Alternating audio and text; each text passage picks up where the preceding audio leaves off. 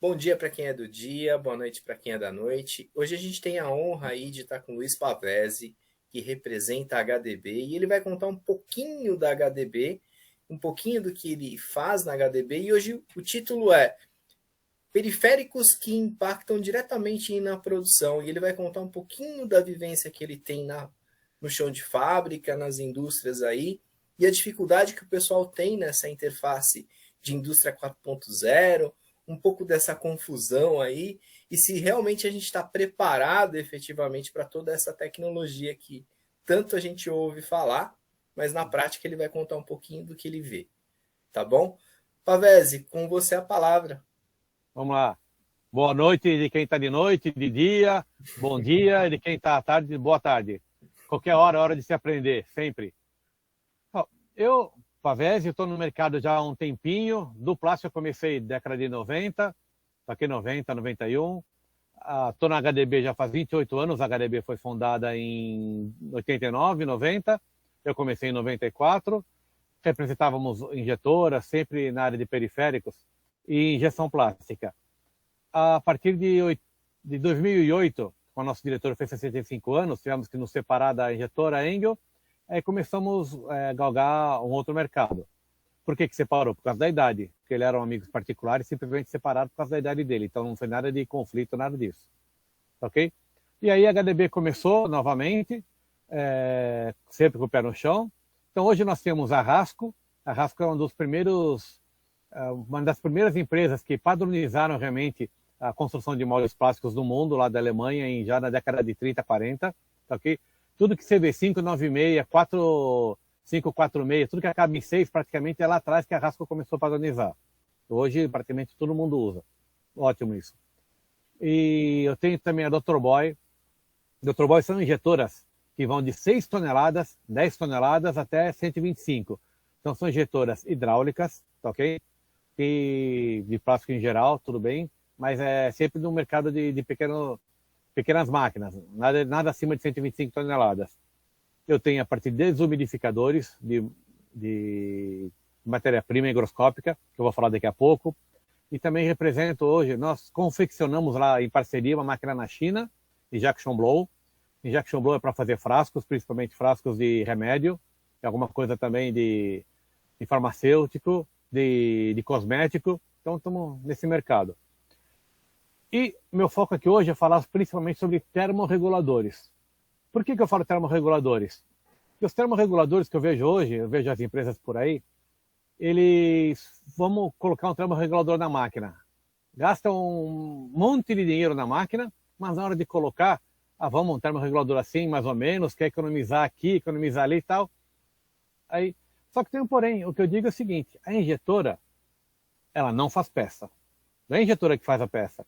A injetora é uma máquina, primeiro, uma injeção plástica, extrusão, tudo, é uma máquina térmica, tá ok? Ela pode ser hidráulica, elétrica, tudo, mas principalmente nunca vai fugir de ser térmica. Por que eu falo térmica? Porque você pega o pellet sólido, você coloca nele calor, ele vira fluido. Aí vai para o molde. Você tira calor para virar a peça sólida. Então é térmico. Só que tem um porém. No painel da injetora, por exemplo, você coloca lá, você quer pressão, vazão, velocidade, close loop, você quer um montão de coisa, tá ok? Só que tem um porém, você quer... Esses dados só não são suficientes, porque isso daí não é processo, isso daí é a injetora. Quem que faz a peça plástica? Quem faz a peça plástica, na verdade, é o molde. Só que você vai ter que ir no molde retirar calor do plástico, certo? Para fazer a peça, perfeito. Você monitora a temperatura do molde? Você monitora a vazão? O que você monitora no molde? A maioria do pessoal que eu vejo é nada. Como é que você pode ter um ciclo completo, um ciclo estável, tudo, se você absolutamente não monitora nada no molde? Eu tive casos que vai lá na máquina, o termorregulador você olha lá, tá bonita a temperatura, estável, maravilha. Tá lá estável também a bomba ligada, perfeito. Só que você vai começar o processo totalmente flutuante. Aí você vai ver, ou os conectores estão entupidos, ou você percebe depois do cálculo que a vazão é baixa. você consegue perceber um montão de falha. E por quê? Porque o molde não está retirando o calor, não está com aquela quantidade de calor sendo retirada o suficiente para já deixar a peça na quantidade ideal de ser extraída. Então, isso que eu digo. Se quer da injetora, ótimo, parabéns. Mas tudo que você quiser da injetora, queira também do molde. Você quer calcular quanto de potência você põe térmica, você põe no plástico? Você tem lá a temperatura, a resistência, 3.000 kW e tal. Tudo isso você tem lá, pronto. Mas por que no molde você não tem a mesma exigência? Porque você quer uma injetora ótima, mas chega no molde, não colocar um termorreguladorzinho, colocar um negocinho, só colocar do chiller tá bom. Principalmente ainda aquela fábrica que tem um chiller para todas as máquinas. Por que eu falo isso? Porque quando é assim, o molde pudesse trabalhar, o chiller está a 10 graus. Primeiro que já sai a 10, chega lá no outro lado a 15, pode ser. Aí depois um molde para trabalhar com 12 seria o ideal, mas só que ele está com 10, então dá problema. Um molde pode trabalhar com 15. Ou então você tem água 15, poderia trabalhar com 10 para ter. Então você não tira o melhor do melhor. Pois é, e na prática a gente vê muito absurdo, né? Eu cheguei a fazer trabalho numa empresa onde o cara só tinha água gelada para trabalhar com acrílico. Então ele controlava na vazão da água e ainda ficava bravo com o operador quando abria demais ou quando fechava demais a água, porque esquentava demasiadamente o molde ou esfriava demasiadamente o molde. E a gente sabe que para esse tipo de material o certo é você ter um termorregulador, correto? Plenamente correto. Porque você tem, vamos dizer que estava entrando água com 15 graus. Aí ele quer abaixar, lá para não esquentar muito. Perfeito. Só que a água vai entrar com os 15 graus. Então aquele ponto vai ter os 15 graus. Ele só vai alterar, na verdade, é o final. Não vai alterar a entrada. Ele não trabalha pela média. Trabalha num ponto tem 15, outro 16, 17, ele chega lá, sai 25. É a mesma coisa se tem um molde de tampas. Não, vou querer regular na vazão. A primeira tampa vai receber o molde a 15 graus. A última tampa vai sair a 30. Isso não e aí? pode. Serão peças diferentes. Com certeza. Então, e aí não, uma hora não, de manhã, deixa um pouquinho mais à tarde, abre um pouquinho mais à noite, não fecha mais. Aí o processo não vai ser estável nunca. Verdade. E aí começa a falar da máquina, fala do processo, fala de tudo, mas não tem nada estável. Já teve casos também que a gente foi lá, foi ver, aí não estava estável. Aí você me olhava a bomba lá, que estava tudo ligado, só que você, vamos desmontar então a bomba, ver o que é. O rotor da bomba estava tudo comido, aquilo não bombeava nada. Só tinha um motor, a bomba tinha ido por... já tinha ido embora, já estava incrível. Então, cada coisa que você pega, que é brincadeira. Até no momento, eu já vi também máquina grande, tudo lá. Eu já vi uma máquina de 400 toneladas com 8 termorreguladores. De uma cavidade só a placa, de uma peça grande.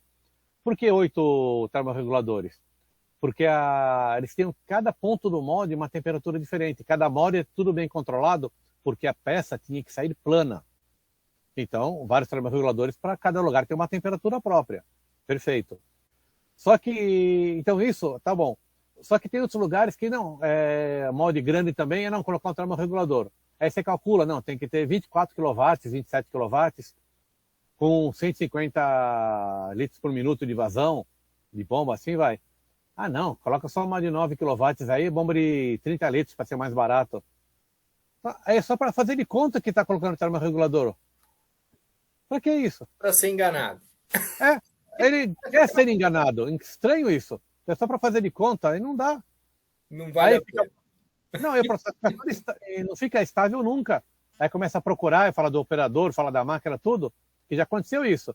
Eu já vi casos que chamavam sempre o técnico do fabricante da máquina, a máquina era importada, pagavam caro e nunca estabilizava.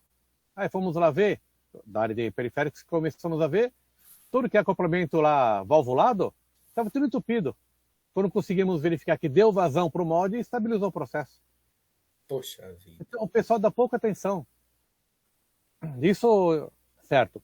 Outra atenção também que eu acho que tem que ter, o pessoal fala, não, tem que estar pressão. Olha só, já vi casos falando assim, né? Não, olha só, 5, 6 bar de pressão, tá ótimo. Não, tem nada a ver.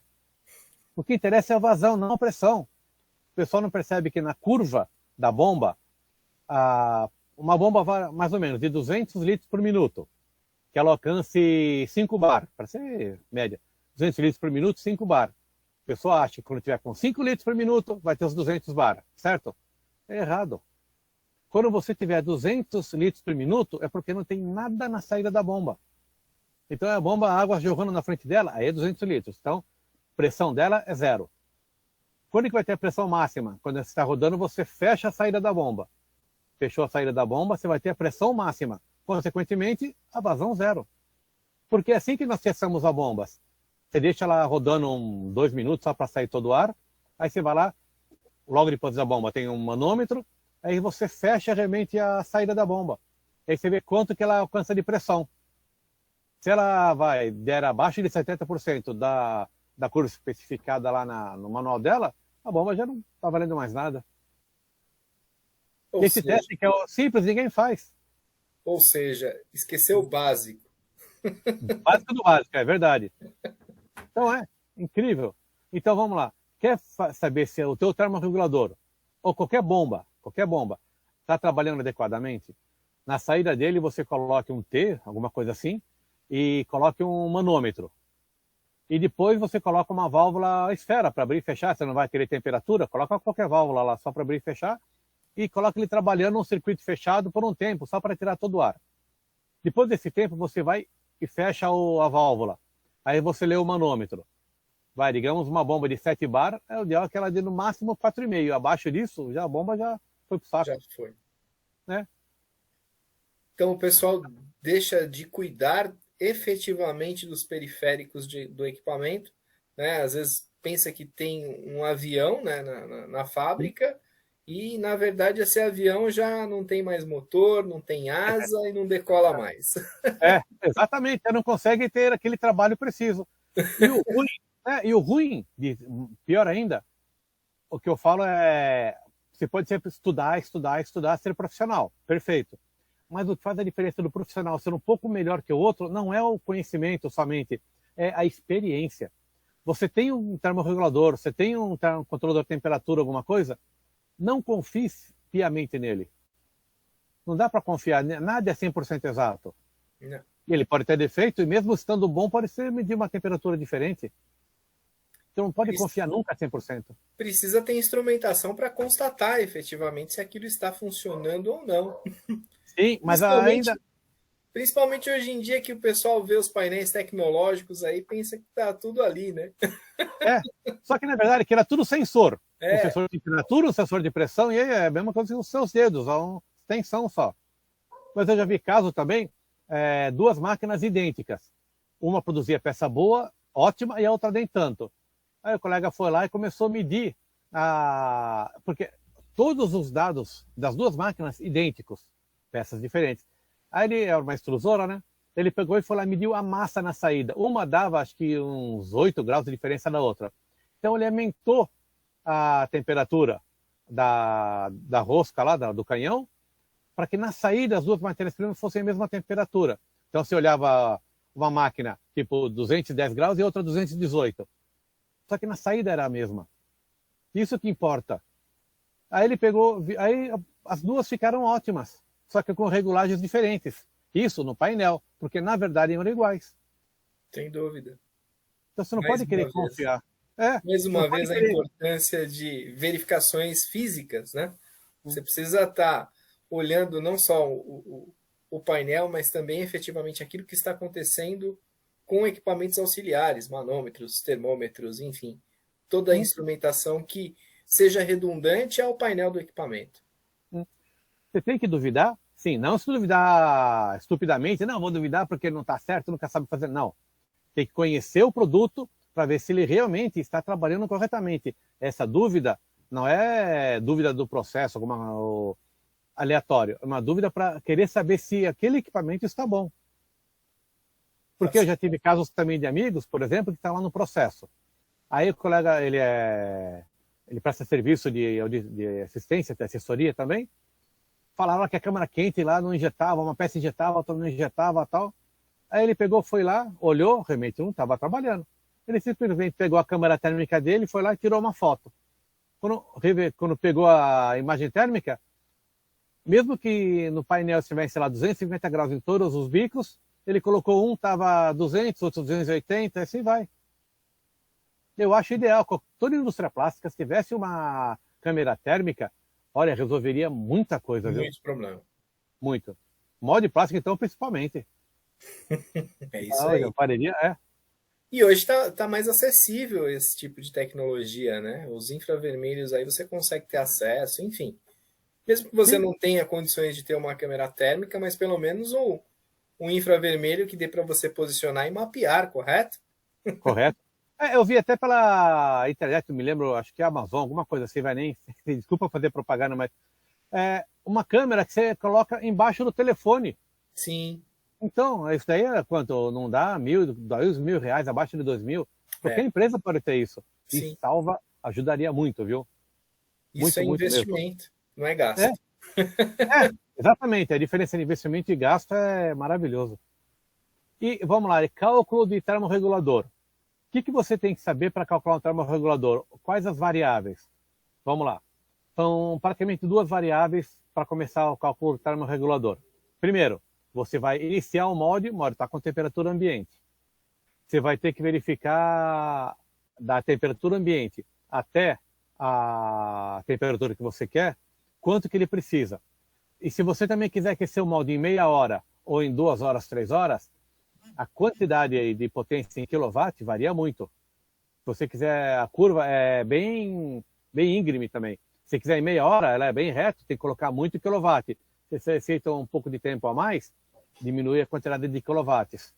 Então, primeiro caso, temperatura ambiente para temperatura de processo. E qual o tempo que você quer? Você calcula a potência térmica. Depois que já estiver trabalhando tudo direitinho, quando estabilizar, aí você vai calcular a vazão que o molde precisa para estabilizar. Aí você calcula a bomba necessária. Então, são os dois momentos que você calcula para ter a potência e a vazão necessária para aquele termorregulador. Você vai querer mostrar aquele gráfico agora? Por favor, Tá. vamos lá. Então, esse daí é um gráfico simples, tá?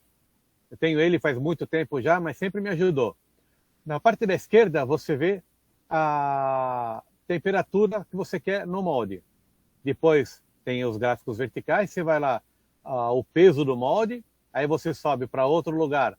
Você vai ter em quantos minutos você vai aquecer. Nesse minuto você pode ver que tem a rampa.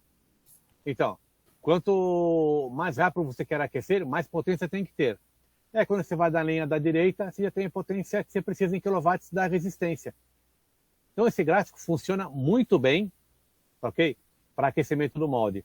Então, a temperatura que você deseja, o peso do molde, aí é o tempo que você quer que o molde se aqueça e depois joga direto para a potência em quilowatts. Isso é batata, funciona direitinho, muito bem. Isso pode sim, olha, é 90% de chance de acertar isso aí. Eu sempre usei, nunca tive problema. Certo? Aí depois vem a vazão. Tá ligado com certeza a parte de quilowatts de vazão, lógico. Não adianta você colocar 30 quilowatts de potência e colocar uma bombinha de 30 litros por minuto. Que é sem lógica, você não vai ter vazão, não vai aquecer o molde nunca. Também não adianta você querer colocar 6 quilowatts e uma bomba de 200 litros por minuto. Também é perder tempo. Então você vai ver que depois vai ter certas lógicas. Uma bomba de 60 litros com 9, 18 quilowatts. Se quiser mais para 24, já vai uma bomba de 100, 160. Assim você vai jogando com as possibilidades. Ok? Pode tirar o gráfico então. Beleza? Beleza. Então, esse gráfico funciona, eu gosto muito. Só que depois você realmente vai ter que ver a vazão. Aí a vazão vai estar tudo de acordo realmente com a necessidade de troca térmica do molde. Agora, uma coisa que quase não vejo muita gente prestando atenção nisso. Como é que você sabe, qual a certeza que você tem que um molde ou uma linha, um canal de fluxo do molde, como é que você tem noção que aquela entrada e aquele canal está com a vazão ideal? Você vai medir vazão 5, 10, 15, 20 litros por minuto? Não. A vazão é um número, mas ela não te fala se está bom ou está ruim. Porque te fala que realmente está bom ou está ruim é o ΔT. Então você, no canal, uma entrada de temperatura, depois a saída. Você tem que medir esse ΔT para ter a certeza. Para um polietileno ou alguma coisa assim, você pode calcular vai 5, 7 graus. Se pegar já um nylon, o ideal seria 3, 4 graus. Agora um bem técnico como um pique, Aí seria 1, 2 graus no máximo de delta. Pensando que para quanto menor o delta, maior tem que ser a vazão. Então é assim, diminuiu, eu quero então trabalhar com um delta de 2 graus. Pô, a vazão tem que ir lá para cima. E aí vou baixando, não aceito um delta maior, aí vai. E quanto menor o delta, menor é a diferença entre a primeira tampa, por exemplo, e a última tampa. As peças são bem mais equivalentes. Isso é ideal. Então, o ideal do molde plástico é você analisar, isso é o suprassumo, lógico, né? Muito poucos clientes fazem isso. É medir a vazão de cada... Primeiro você mede a temperatura de entrada de um canal, depois a saída de cada um deles. Aí você vai ter o delta de cada um deles. Com isso daí você vai estar monitorando 100% do teu molde a temperatura dele. Por quê? Porque o sistema, se você tiver um canal entupido, por exemplo, vai aumentar a temperatura. Aí você vai perceber na hora, você já não vai ter peça ruim. Eu tenho um cliente, no passado ele estava lá, quando eu estava querendo realmente colocar o sistema de medição de vazão lá. Levei lá, até que quando estava testando o nosso equipamento lá, ele percebeu que, de repente, começou a dar problema na peça dele, certo? Aí eles foram detectar. O que estava acontecendo? Isso não estava no nosso equipamento ainda, estava do outro que não mede vazão. Tudo bem. Aí, peça ótima, linda, mas chegava na montagem e não montava. Aí eles foram ver, voltaram tudo atrás, aí o molde tinha um canal entupido. Então tira o molde, desentope, volta na injetora, vai e coloca, até tirar todo o atraso de detectar que tem peça com problema, produzir peça ruim, ele reproduzir peças novamente para voltar a estaca zero, demorou tudo isso. Aí colocaram o nosso e detectaram que uma vazão para aquele molde, certo? Aquele molde com 5 litros por minuto, ele não teria problema. E a água dele era muito ruim. Então ia entupindo tudo, certo? Aí, deixa eu só desligar aqui. Certo? Então aí ele percebeu que 5 litros por minuto para aquele canal, desculpa. Não, relaxa. Percebeu que aquele 5 litros por minuto daquele molde, qualquer coisa abaixo, a peça saia fora de produção. Então eles foram lá no meu, colocaram no painel, abaixo de 10 litros dá alarme. Então a máquina lá ela dava alarme, vazão baixa. Eles iam lá, desentupiam o molde e voltava, nunca mais pararam a produção por falta de peça ruim. Porque só no visual você não pegava, a peça era idêntica, era uma peça cristalina, bonita, transparente, estava ótima. Só que na hora de montar não pegava, não aceitava no robô. Deixa eu fazer uma pergunta. E a questão de sensoriamento interno de ferramental, o pessoal investe nisso? Porque muitas vezes você tem essa questão da vazão, pelo próprio controlador você consegue limitar isso. Mas dá para fazer uma redundância também dentro com sensoriamento em molde? O pessoal dificilmente faz essa situação. Ó, você pode ver o Kistler, que é um sensor de pressão interno na cavidade e tudo.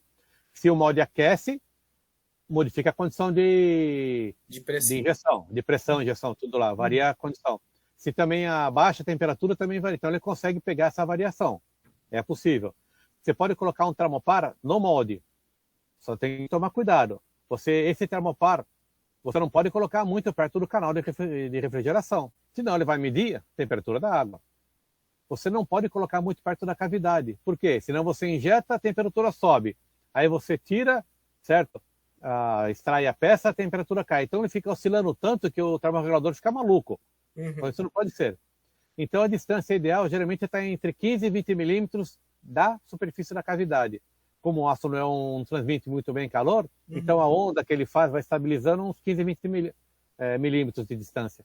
Aí eu já cheguei tá bom, a utilizar sensores, mas não interligado com um aquecedor na indústria, só para monitorar realmente justamente o que foi falado, né? Se tivesse alguma intercorrência no ferramental, mas ele não estava interconectado com o aquecedor.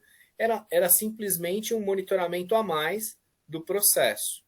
Será que isso também não é uma questão do pessoal pensar, né? Porque hoje esses pirômetros eles são baratos e um termopar também é barato e a instalação não é tão difícil, né? Então daria também para o pessoal fazer. Dá, aí você vai ter só uma condição visual, né? Você não visual, vai estar exatamente. Você vai estar interferindo direto no processo. Certo? Mas sem termorreguladores, o que eu vendo, por exemplo, você pode pedir uma interface no termopar extra para você colocar no molde. Aí você Muito monitora bom. a temperatura pelo molde direto. Você quer a temperatura do molde, você não quer na água, não quer no Exatamente. termorregulador. Então você consegue sim colocar o termopar no molde e ele começar a trabalhar, ele monitorar toda aquela temperatura da água, ou do óleo, principalmente da água, pelo molde. Isso é possível também, sem problema. Só que aí você não vai ter o monitoramento da vazão ainda. E eu acho que monitoramento da vazão, para mim, é essencial. Para você ter certeza que teu processo de manhã, tarde, noite, de madrugada, qualquer hora do dia, vai estar exatamente o mesmo. Ou seja, o próprio termorregulador ele consegue fazer essa leitura e se você setar a questão de alarme, ele já vai te avisar também. Sim. Para você ter uma ideia, quando você vai calcular um termorregulador para um molde, você faz uma pergunta: tem placa isolante ou não? Se ele tiver a placa isolante, o cálculo é feito só com o peso do molde. Acabou. Se você não tem a placa isolante, as placas da injetora somam também na perda térmica do termorregulador. Sem dúvida. Você esquenta Então, a e aí placa você da gasta máquina. mais. Exatamente. Então tem toda essa influência também. E o Incrível. pessoal falando de indústria 4.0, Pavel? É. Fora com a indústria 4.0, não, porque eu quero colocar na nuvem. Hoje em dia, você pega o teu telefone, você tira uma foto e já está na nuvem. Então isso daí é coisa mais simples hoje. Agora o detalhe é o quê? Para quem e por quanto tempo? Por que você vai guardar algo na nuvem? Só para dizer que você tem? Não, você vai, na minha opinião, você guarda alguma coisa na nuvem, porque se você precisar um dia chamar aquilo lá para mostrar se teve um recall, teve alguma coisa assim de processo errado, você vai pegar aqueles dados e tentar reproduzir, ó, meu processo naquele dia, aquele momento era assim. Mas se você nesse momento, você guardou os dados lá na nuvem, lá, o que você fez? Você guardou só o dado da injetora. Você vai reproduzir o processo? Jamais. Você não tem temperatura do molde, não tem nada, fluxo do molde, não tem nada. Então você guardou um montão de coisa por um tempo que não serve de nada quando você precisa. Interessante. Então, hoje em dia está fácil você ter as interfaces 4x20, 0x10, são várias. Até está surgindo agora a chamada UPC-UA, para pegar todas elas e transformar numa só para ficar tudo mais fácil. Porque hoje você quer uma 4x20, você pega uma injetora, tem um sistema, outra injetora tem outro sistema. E você que fabrica o termorregulador tem que saber. Não, qual injetora que você usa, tal? Ah, mas serve para outra injetora? Não, não serve, só serve para aquela. Então tem tudo, cada uma tem um padrão. Então está vindo o PCUA para juntar tudo numa só, para ficar muito mais simples. Incrível, tá? Acho que vai melhorar bastante isso, para facilitar muito. Legal. Outra coisa que eu vejo também, pulando agora, é os desumidificadores, certo? Que também ninguém coloca assim na linha de processo para saber. Você tem uma ideia? Para você desumidificar uma matéria-prima, você tem que só colocar um ar desumidificado. Que nem você vai tomar um banho. Se você pegar uma toalha molhada para se enxugar, adiantou alguma coisa? Não. É a mesma coisa. Então, eu acho essencial no nosso equipamento MED medir o ponto de orvalho. Então você sabe sempre que a tua água, que nem nesse do 4.0, você vai querer colocar no processo que você tem desumidificador, tá? O que você pode colocar de dado do desumidificador? O ponto de orvalho. Se você não mede o ponto de orvalho, que dado que você vai colocar? Então, vai faltar dado para você colocar na nuvem também. Então, é essencial no desumidificador é saber o ponto de orvalho que você está trabalhando naquele momento. Com certeza. Isso é motivo de muitas reclamações de cliente, porque dá problema de peça em campo e vai ver o desumidificador que está com problema, por exemplo. Sim. Ele não faz essa verificação. E na hora que sai a peça, praticamente, não tirando o PET, mais lunar, alguma coisa, você vai olhar, a peça praticamente quase que está bonita. Você não vê tanta diferença. Só se estiver muito ruim mesmo, né? Aí você vê. Mas se estiver mais ou menos, você olha, até quando você vai produzir, ela pode quebrar, pode ter fadiga, alguma coisa mais rápido. Mas aí até você descobrir, já aconteceu um montão de problema. Teve que voltar tudo, passou. Mas se você estiver medindo, imagine, entra a matéria-prima, ponto de orvalho está legal, vai para a injetora, temperatura, pressão, vai no molde, toda a temperatura adequada, não tem segredo, a peça vai sair boa. Ou seja, tem que investir no todo, né, Pavés? Não adianta investir pontualmente em alguma coisa e esquecer os detalhes que não são detalhes. Eles pensam que são detalhes. Né? Eu costumo brincar o processo da área plástica. Você tem injetora, termorregulador, desumidificador, alimentador, e vai. Eu costumo brincar que é o seguinte, aquele ditado que uma corrente é tão forte quanto o mais fraco dos elos, certo? Uma corrente é tão forte quanto o mais fraco dos elos. Se todos os elos aguentarem 100 e um aguentar 10, o 10 é que vai mandar. Sim. É a mesma coisa na injeção plástica, você compra aquela injetora máxima, a melhor do mundo, você compra termorregulador melhor, aí você compra o desumidificador melhor do mundo. Aí você pega aquele material que você não sabe nem de onde vem, sem referência. Como é que você pode ter aquela peça estável, aquela peça boa? Logicamente, cada um produto aceita, tem que ser matéria-prima ótima, o outro aceita qualquer coisa. Cada um, não dá para nivelar tudo por um único prisma, aí não dá. Mas tem que saber, você tem que ter, que nem trabalha com montador, tem que ter o relatório sempre. É uma coisa. Agora você faz uma tampa que você vende para qualquer um. É outra condição. Eu tenho cliente que ele fala que faz tampa, que não quer nem controle de qualidade. A tampa dele vende. Ele vende de 200, 300, 500, ele tem o lote dele.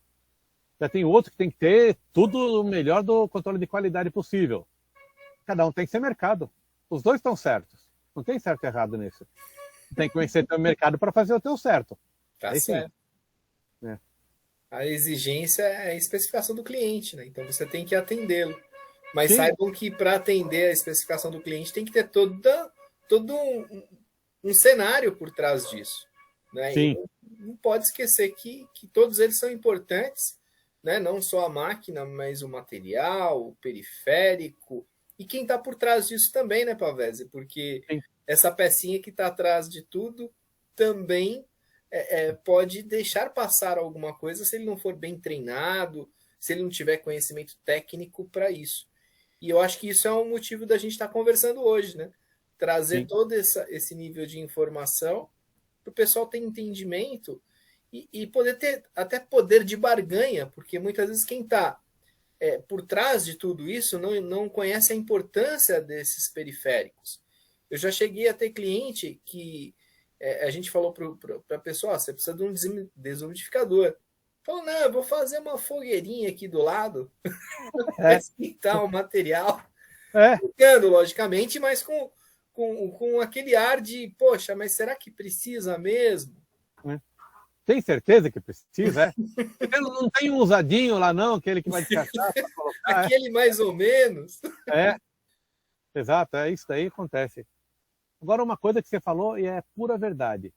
A pessoa, eu acho errado isso, a pessoa compra a máquina, compra qualquer coisa e quer tirar o treinamento, que acha que treinamento é demais, eu vou treinar, o cara vai para o outro lado depois. Não dá, tem que ter o treinamento. Não adianta comprar a melhor coisa do mundo se a pessoa não souber ela tirar como a pior. Você não vai ter. Eu já vi estudos, assim que uma máquina de usinagem também. O cara fez, por que não, na Europa é muito melhor que aqui? Porque a máquina de lá é melhor. Ele foi lá e voltou aqui, a máquina é idêntica. Aí foi ver a diferença. Lá, a máquina de 5 eixos, usa 5, 7, 3, 3. Usa a plenitude da máquina. Isso que é ideal. Se a máquina tem configurações dela, recursos, vamos usar o recurso. Mas se você não é treinado para usar o recurso, é a mesma coisa, você compra uma injetora ótima, que ela tem tudo que é recurso lá embutido, maravilha. Desligado. Aí você não treinou a pessoa. Aí ela vai usar como ela usava a Oriente lá no passado, que era uma ótima máquina para a idade dela. Hoje não. Adiantou você comprar aquela máquina melhor, aí fala que a máquina é mais ou menos. Não adianta, você não treinou as pessoas. Eles acham que treinamento é custo. E não é, treinamento é essencial para tirar, não ter o problema, tudo. Né? Sem treinamento não adianta nem querer começar nada. Não adianta, que nem, no meu caso, não adianta eu só ir para a escola, faculdade e tudo lá, de falar, estou vendendo alguma coisa aqui. Se eu não tiver o treinamento de quem fabrica lá na Europa também. Isso tem que nem agora mesmo, ir lá para a Feira K, participar, vou atender os brasileiros lá, e vou ter treinamentos lá também. Tá ok? É para isso que serve. Então, o que a gente vê, ele tem que ter o treinamento para, quando chegar no Brasil, passar o treinamento para as pessoas. Só que o brasileiro acha estranho. Que nem quando você faz um serviço, você vai no cliente, você vai lá e, de repente, nada, se dá uma conversa, corrige um problema dele. Beleza, eu adoro isso. Tá lá sempre junto. mas se percebe que o brasileiro não quer pagar o conhecimento. Ele quer saber quanto que você cobra por hora, multiplicar por 240, alguma coisa lá, e quer saber teu salário, quanto que é. Pô, você ganha muito, hein? Mas e o custo que você, às vezes, não trabalha? Isso falando na área de assistência técnica, né? A hora que o técnico está parado, você tem que mandar ele para o exterior ou para algum lugar para ter o treinamento. Isso aí é tudo custo que tem que estar no meio. E o brasileiro não gosta de pagar o conhecimento. Acho estranho isso. É aquele lá de R$ 1, a martelada, e 99 saber onde dá a martelada. É a mesma coisa. É exatamente isso. É estranho o mercado. É complicado. Às vezes a gente recebe propostas, aí o cara chega para você e fala assim: não, mas eu só quero saber quem faz. Você não pode me passar o nome do cara que faz? Eu falei: sim, mas espera aí. E o que está por trás dessa construção? Você acha que o conhecimento não tem custo? Exatamente. Dá um jeitinho, vai. Esse negócio de quando dá um jeitinho, já daí rosca, né? É complicado. Sim. Bom, Pavese, acho que finalizamos por aqui, né? Ok. Agradecemos a presença aí de todos. Se inscrevam no canal. Fiquem ligados aí em tudo que está acontecendo na rede. Todas as informações que são colocadas no nosso canal são de grande valia para quem está aí no chão de fábrica, para quem está comandando, para quem está efetivamente precisando desse tipo de conhecimento para melhorar efetivamente a questão de trabalho, tá? Então a gente agradece o Pavese, né? E Obrigado. ficamos à disposição aí para responder os comentários e talvez até comentários que necessitem de uma nova gravação, a gente está aí à disposição. Obrigado, Pavese. Eu agradeço. Quiser, coloco-me à disposição também. Se alguém quiser mandar um zap, um e-mail, alguma coisa, pode colocar lá embaixo o meu endereço de e-mail. Aí eu, com prazer, eu atendo, respondo no que eu puder. E que não puder, que eu não souber, eu ligo para algum amigo que tenha. Que o melhor que saber é ter o telefone de quem sabe, né? Também ajuda. Então pode contar comigo sempre, onde precisar, também para trabalhar juntos. Obrigado, okay? Pavese. Muito obrigado. E tem outros, podemos fazer outras aí, né? Tá? Tem muito com mais certeza teremos. Mais coisa para conversar. Obrigadão. Obrigado. Falou, um abraço. Valeu. Tchau, tchau.